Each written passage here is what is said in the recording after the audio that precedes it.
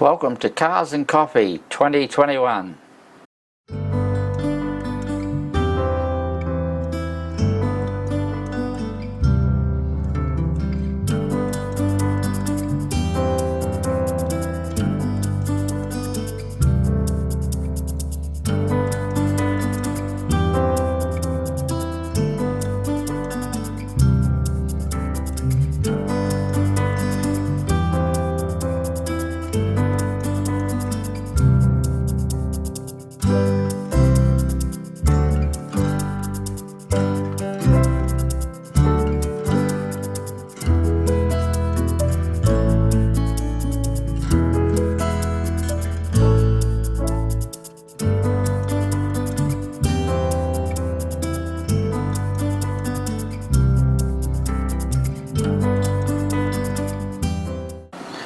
Welcome to Yellow Duck Motorsports coverage here today of Cars and Coffee 2021. Here we have some BMWs here. And BMW were founded in 1916, my goodness. In Munich, Germany, of course, German manufacturer of cars.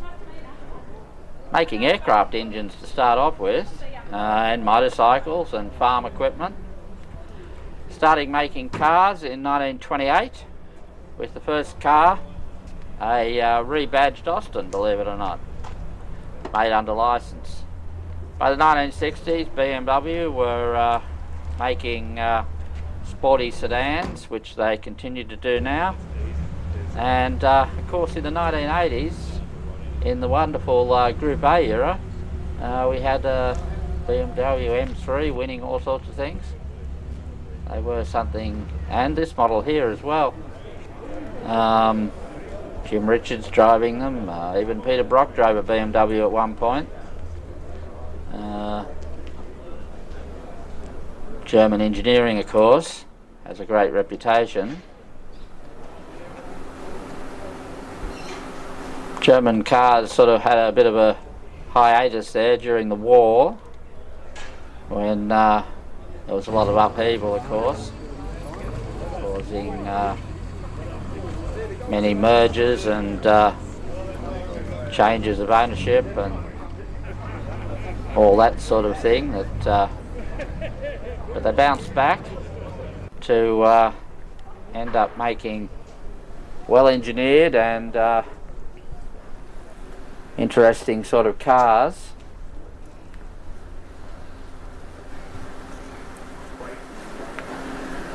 Of course, if you ever watch any sort of murder mystery on television or a movie or whatever, and you see a character driving a black BMW, you might as well just fast forward to the end, because that person will be the bad guy. I wish movie makers wouldn't do that. It's become somewhat predictable. Certainly a lot of BMWs here today at this Cars and Coffee morning here at Monaco Performance.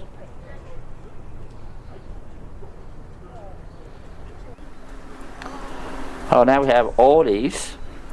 Now Audi are another German manufacturer, founded in 1899, believe it or not. Of course, they went through many changes and many mergers and many upheavals, far more than the others, I think. I think the Russians even took all their factories and everything after the war.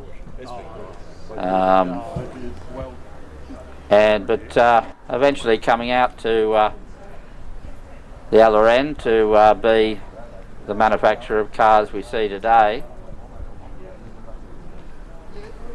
Again, that German engineering.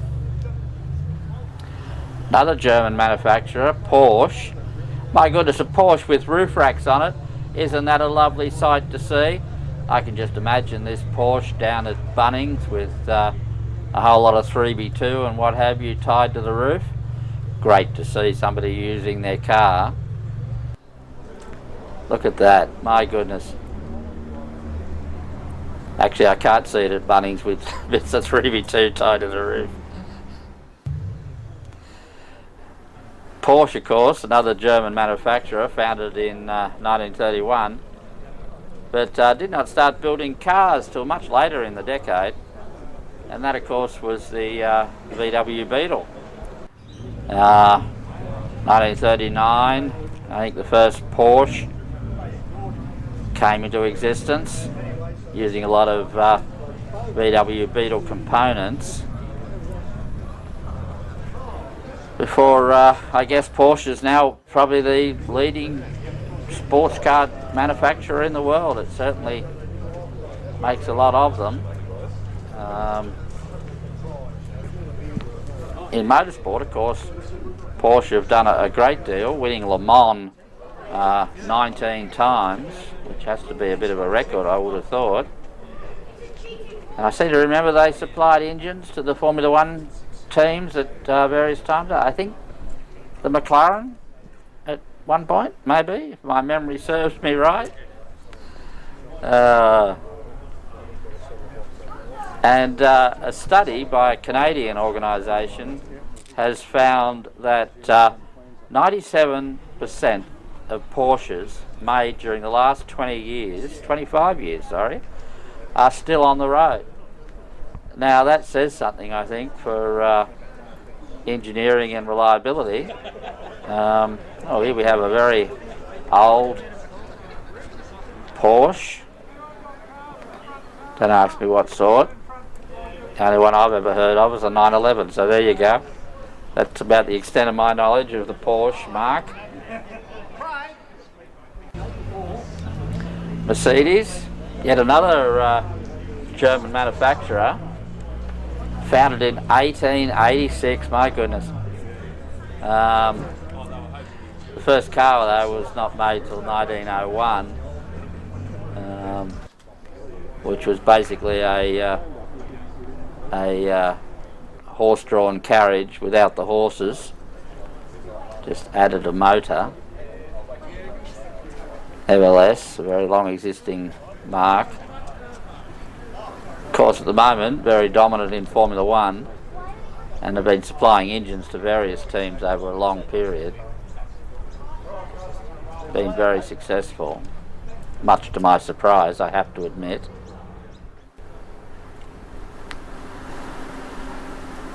Oh, another German car, VW. Always synonymous with the Beetle, of course.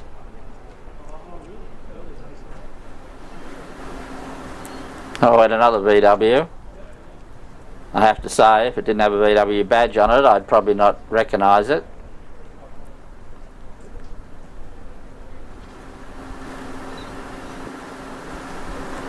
Italian car, Alfa Romeo.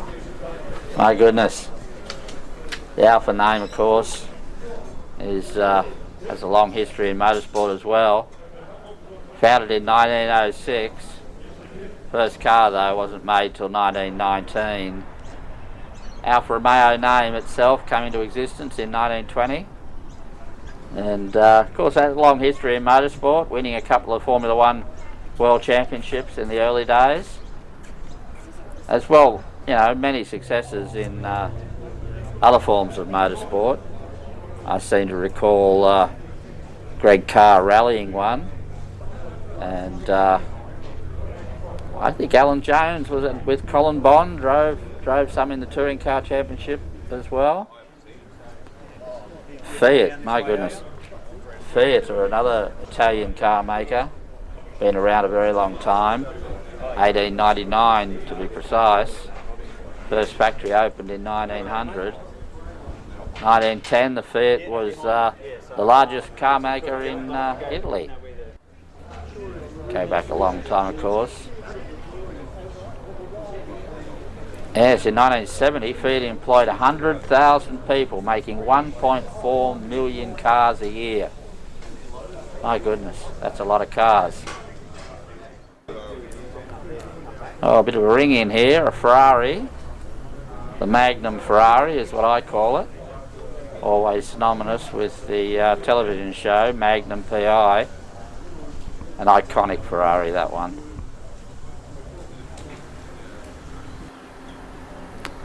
Oh, here we have an Alfa Romeo.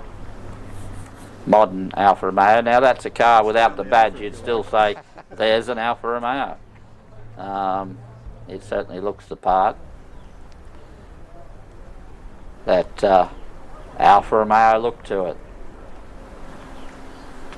Another nice example of an Alfa.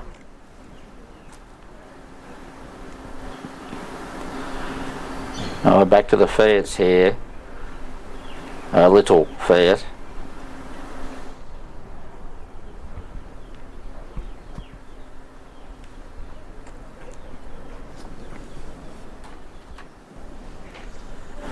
And Alfas, more Alfas.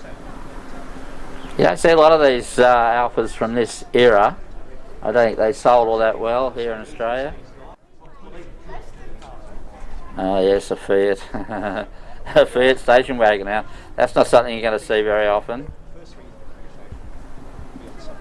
That's right, yes. And then I picked it up. Now here we have a modern little Fiat. A little being the optimum word here. Actually a nice looking thing. Oh, here we are, a Ferrari again. This Magnum Ferrari is certainly the Ferrari for the era, I think. Unmistakable. Just well designed and it just looks beautiful. Another modern Alfa here, Alfa Romeo. And again, without the badge, you'd certainly say here we have an Alfa Romeo. Ferrari, my goodness.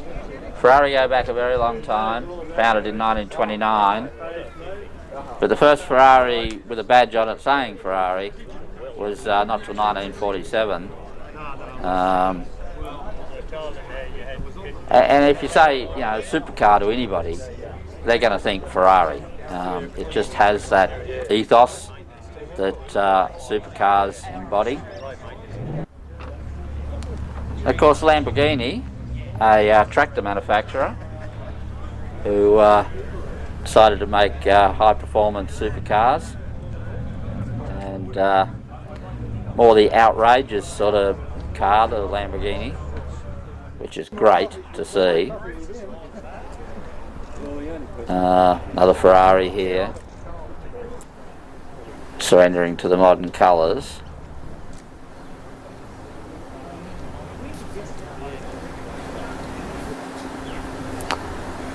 At the other end of the spectrum here we have a Triumph TR7. British Leyland's answer to making a sports car. Enough said.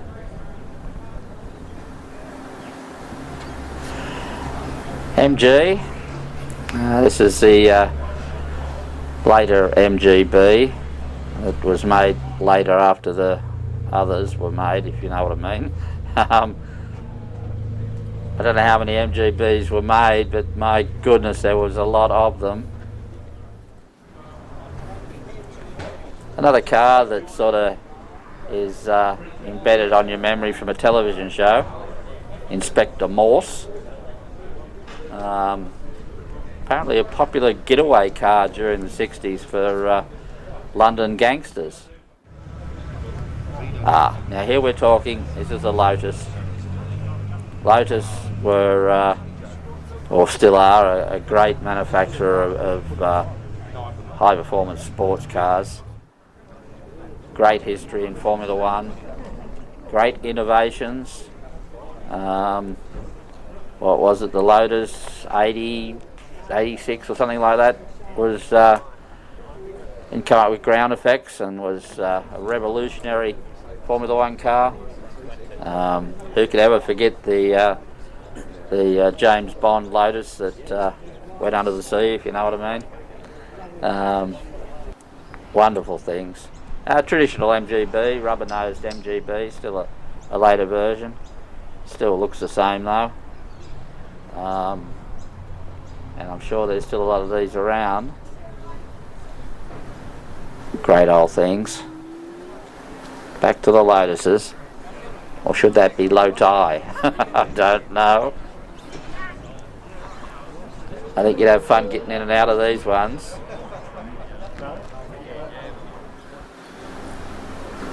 This is a Renault. Don't ask me what sort. I just recognise the badge on the front. Or should it be Renault? And I'm told this is an Alpine rather than an Alpine, even though it's spelled Alpine. I guess it's the French pronunciation. Apparently you're not supposed to call them Renaults either, but they are made by Renault, I think. Another French car, Peugeot 404, very popular rally car back in its day, solid. Don't know about the styling though, bit of a box on wheels. A Holden. What more can I say? It's a Holden. It's a Holden. That's all we'll say. Ford Capri here. Again, television show, Minder. Springs to mind. This one looks very nice. Dominated the under 3 litre touring car racing for a long time.